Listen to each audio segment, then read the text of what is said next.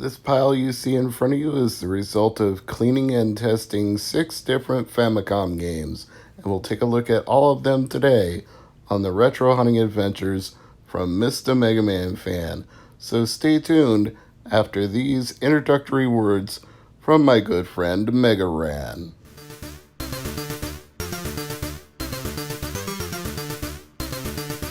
Yo, this is MegaRan, and you need to rock and or roll on over to Mr. MegaManFan's YouTube channel, because it's all that rush to make it happen. Peace! All of the Famicom games you see in today's Retro Hunting Adventures cost $1 each. That's not counting shipping, of course, but when you combine orders and bundle, you can save on the cost of shipping. You can get it to average out to around $1 a game, even if it costs you about 20 bucks, which is exactly what I did with this order from Japan for you. Consistently, my favorite seller of import games on eBay.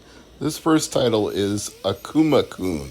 It's based on the anime of the same name and developed by Toze, that shadow developer behind many games from the 80s and 90s, and also the developer of the legendary Starfy series in their own right, one of the few games they actually took credit for, but it was published by Bandai.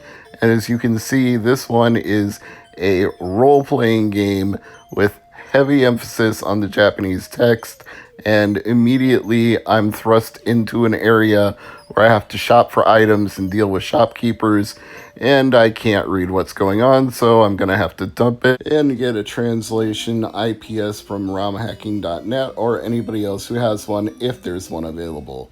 But in the meantime, we can move on to Baltron, which according to the title screen takes place a long time ago.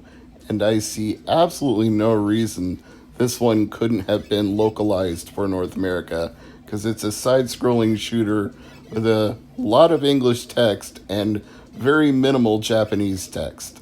I can only imagine that the reason they didn't try to localize it is the graphics are a little bit on the simplistic side.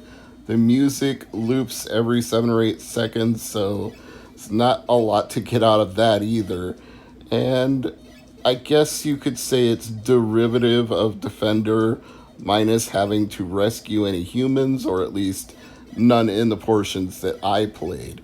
But it's not a bad game, especially for $1. This is one that you can instantly pick up and play, and I recommend that you do find a ROM, try it for yourself, maybe consider importing a copy of it, because it's only $1, and it's a side-scrolling shooter, easy and fun to play. You don't even have to worry about using different buttons for the bombs and your guns. One button controls both. So I went ahead and dumped this one right away because I figured I'm coming back to it again almost immediately after I'm done filming this video. So now we move on to the third Famicom game that I picked up, which is GGG no Kitaro 2. And you may remember that I previously featured GGG no Kitaro on Retro Hunting Adventures, so I figured the sequel might be a good place to go. Couldn't go wrong with one, couldn't go wrong with the other. But I'm going to need another IPS patch for this one, because it is another role-playing game, and it is very heavy on the text again, and to my consternation, I got a random enemy encounter after I moved one tile on the world map. That's too much, man, in the words of Sarah Lynn.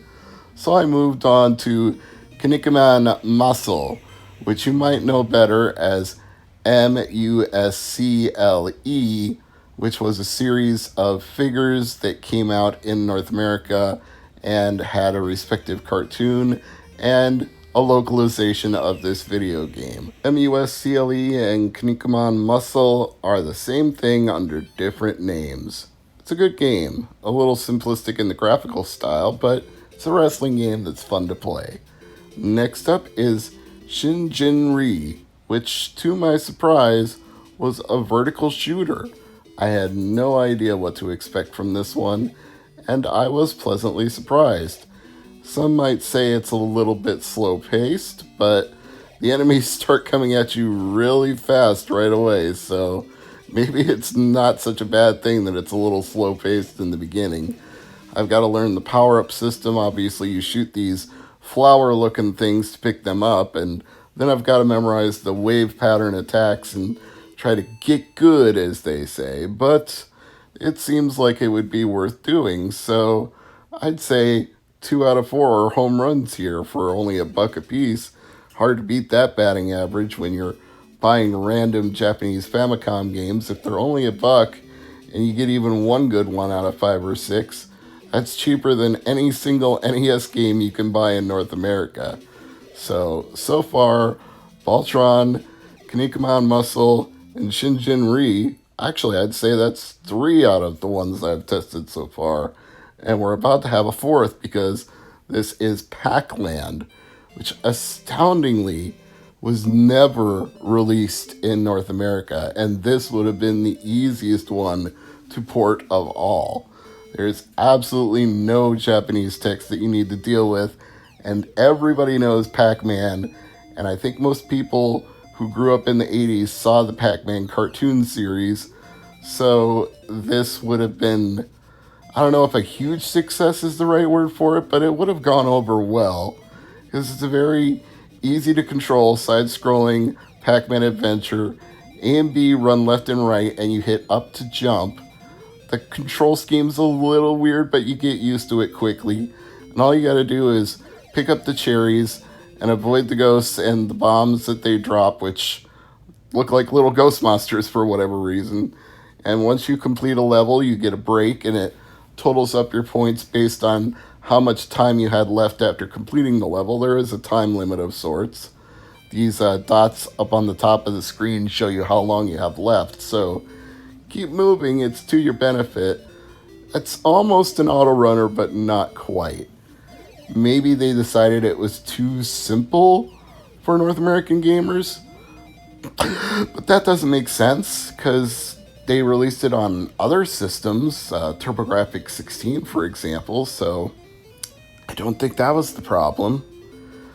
Maybe they thought it wasn't graphically impressive enough for the North American market.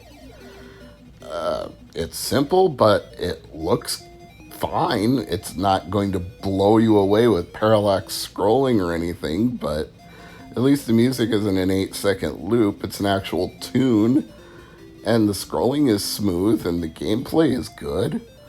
I just don't know. I think they really made a mistake by not localizing this one. I mean, what even localization would they have to have done? All they would have had to do was change the pinouts and put it in a proper size shell for the Nintendo Entertainment System. Hell, they could have just taken the Famicom board, slapped a converter on it, and stuck it inside a shell, because that's what they did with a lot of the very early NES games that we got in North America in the 80s. They were just Famicom games with a Famicom cartridge converter inside an NES shell. That's why people like to open up Gyromite carts and look for the cart converter. But these days you don't even need to do that. There's plenty of other solutions. I'm Mr. MegaManFan. This has been the Retro Hunting Adventures. 6 Famicom games, $6. 4 out of 6 were winners.